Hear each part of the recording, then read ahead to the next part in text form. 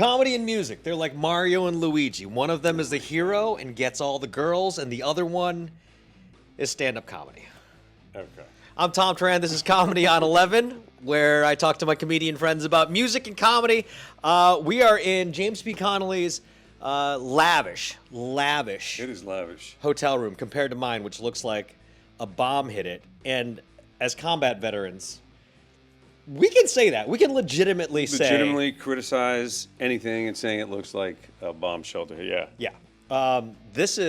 We're at the St. Louis Obispo Comedy Festival, which is why we're not in my studio doing this. I'm going to try to wrangle as many comedians as I can. You should, and you should tell them. This feels. It feels like you and I are co-hosting a parade. Like we're sitting here. This just feels like we should have. Hey, it's Tom. We're going to be doing something a little different for the next few weeks. Since the YouTube algorithm hates super long videos, I'm going to be releasing best of the episode versions of the podcast on Thursdays for a little while. They'll be 8 to 15 minutes long, and if you like it and you'll want to watch the full episode, you'll find a link at the end of this to the whole podcast episode. And of course, you can listen to the whole thing on your favorite podcast player. The List Show will be back in a little while. I picked up a new gig as one of the new hosts over at Task and Purpose. So between that and stand-up comedy, I'll have a lot of content out there across the internet for you. So thanks for watching. Now, let's hit it. Yeah, How are you, sir? I'm doing great. It's true that my room is much better than Tom's. I haven't even seen it, but I can tell you right now. My room smells like a gas leak. No shade on the beautiful hotel company that's putting us up. The hotel place that we're staying. I think I made the mistake of being like, hey, I need a refrigerator in my room because like I have some medication that needs to be cold. So I was like, hey, does my room have a fridge? Because I need that. And it seemed like a thing for them.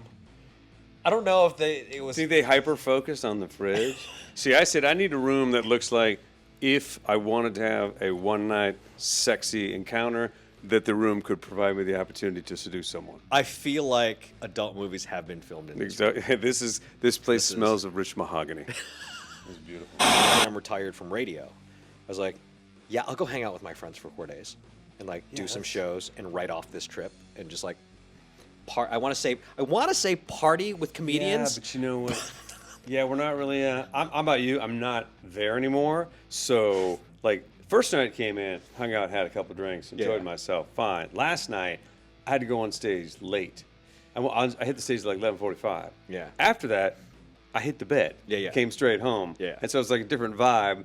Like, where's the after party? I said, I don't care. Yeah. I'm going to sleep. I got to live to fight Saturday.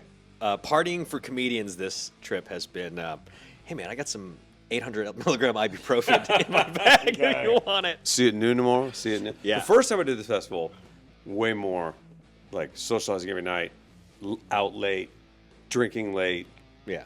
And it was like every day it was just like you had a little less in the tank every day if you could make it to Saturday. And then I made Best of Fest the first time, and then you're like, I need to sleep, I need to eat, I need one good set left in me because I was just dying. And I'm always in awe when I watch musicians just because of the ability to get lost in their art. And just, I know people have talked about this a million times, but just watching that, it just seems like as a comedian, you're so desperately connective.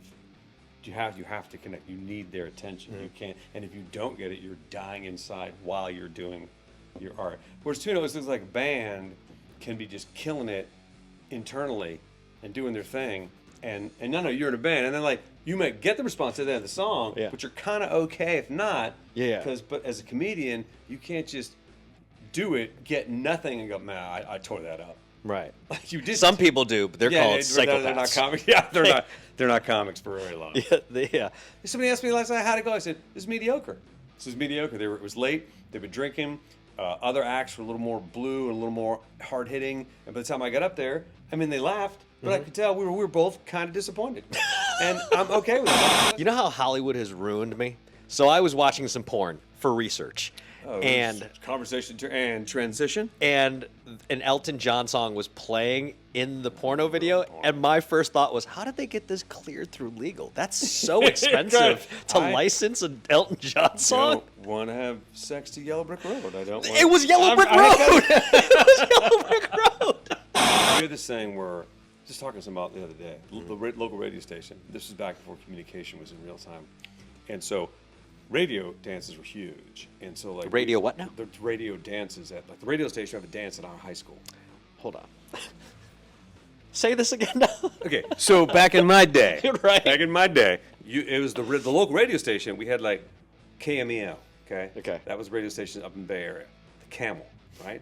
So TK Rockin' the Bay was the hot DJ. Okay. And we all listened to this stuff. Right. So we'd have these Camel dances, and he would DJ the dances. Like Really? The actual radio guy would come, and so we'd know because the day you go to school, there was a huge inflatable camel on top of our school. We're like, oh my god,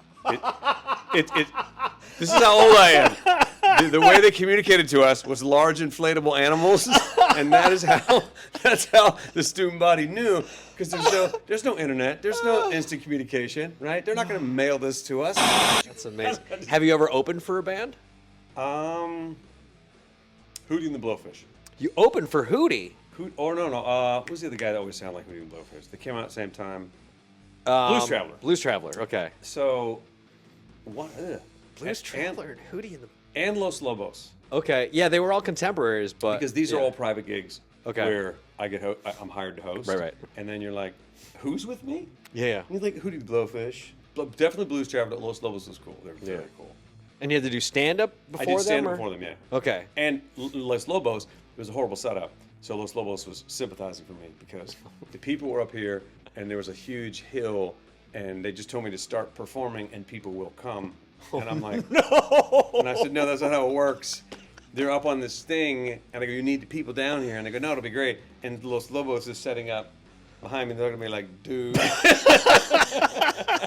So I think they were planning. So we figured out a way.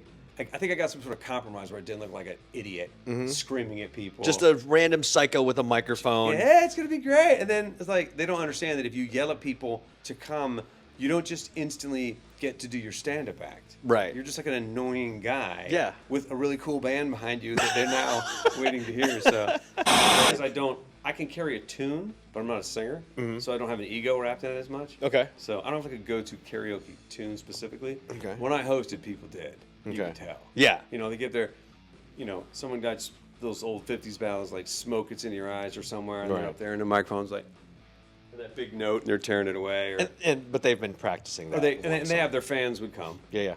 Or they would come to me and like, hey, you have Stairway to Heaven? I'm like, oh, sorry, man, the disc is scratched. The disc is scratched. That was our go-to for if anyone wants to sing The Rose or I Will Survive or some guy wanted to do Smoke It's in Your Eyes or Stairway to Heaven. It's like, ooh, dude, sorry, dude, yeah, that one's scratched. Sorry, we got that. And the soul-crushing disappointment in there because they brought their people. Yeah. Yeah, and I'm like, I'm not listening to that. That's the only power you have as a karaoke host. Is if you don't want to hear the guy sing, you're like, dude, my bad, I can't. Yeah, not today. Oh, the file got deleted. Yeah. The internet's not good right here. We Yeah, can't. no, I'm sorry. Yeah, so that was the power, man. Oh, I was that guy. You're trying to enjoy dinner in Benihana? Not on my watch.